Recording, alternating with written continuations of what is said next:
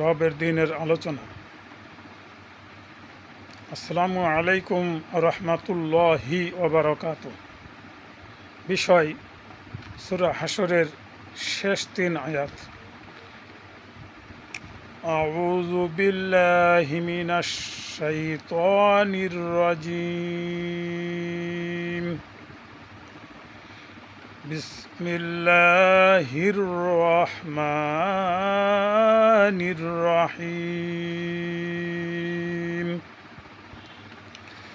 হুয়াল্লাহুল্লাযী লা ইলাহা ইল্লা হু আলিমুল গায়বি ওয়াশ শাহাদাতি হুয়ার রহমানুর রহিম। হুয়াল্লাহুল্লাযী লা ইলাহা ইল্লা হু আল মালিকুল কুদ্দুসুস সালামুল মুমিনুল মুহাইমিনুল আজিজুল জাব্বারুল মুতাকাব্বির। সুবহানাল্লাহি আম্মা ইউশরিকুন। হুয়াল্লাহুল খালিকুল বারিউল মুসাউবিরু লাহুল আসমাউল হুসনা। ইউসাব্বিহু লাহু মা ফিস সামাওয়াতি ওয়াল আরদ ওয়া হুয়াল আজিজুল হাকীম। সাদাকাল্লাহুল আযীম। এই সূরা হাশরের শেষ 3 আয়াত, এর ভিতরে আল্লাহ রাব্বুল আলামিন এত ফজিলত, এত কুদরত, এত হিকমত লুকায়িত আছে।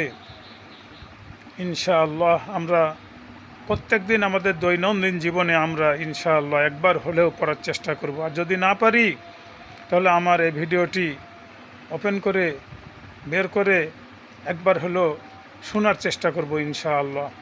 কারণ শুনলেও আল্লাহ রব্বুল আলামিন এক একটি হরফের পিছনে 10টি করে নেক আমল বা সওয়াব আমাদের আমল নামায় আল্লাহ দিয়ে দিবেন। সুবহানাল্লাহ। তো আমরা এই আমলটি বেশি বেশি আমাদের নিজের জীবনে আমরা করি এবং অপরকে আমল করার সুযোগ করে দিই। বেশি বেশি এই ভিডিওটি শেয়ার করি এবং অন্যর মাধ্যমে বা অন্যর মাঝে আমরা পৌঁছে দিই। সবাই যেন আমল করতে পারে। আমরা এই বিষয়টি আল্লাহর সন্তুষ্টির জন্য করব ইনশাআল্লাহ। আর আমরা সবাই সবার জন্য, উম্মতি মুহাম্মদী ভাই বোনদের জন্য আমরা দোয়া করব। আমাদের জীবনের ইনশাআল্লাহ সফলতা ও বিজয় ও কামিয়াবি যেন চলে আসে।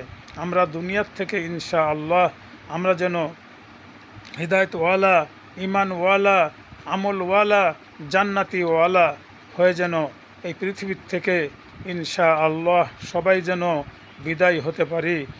কারণ এমনও হতে পারে যে আজকের এই দিনটি আমার শেষ দিন হতে পারে। আমরা এটাই সবাই মনে করব। তাহলে ইনশাআল্লাহ আমার জন্য আল্লাহর হুকুম এবং নবীর তরিকা মানা খুব সহজ হয়ে যাবে। তো আল্লাহ আমাদের সবাইকে তৌফিক দান করুন। আমিন। আসসালামু আলাইকুম ওয়া রাহমাতুল্লাহি ওয়া বারাকাতুহু।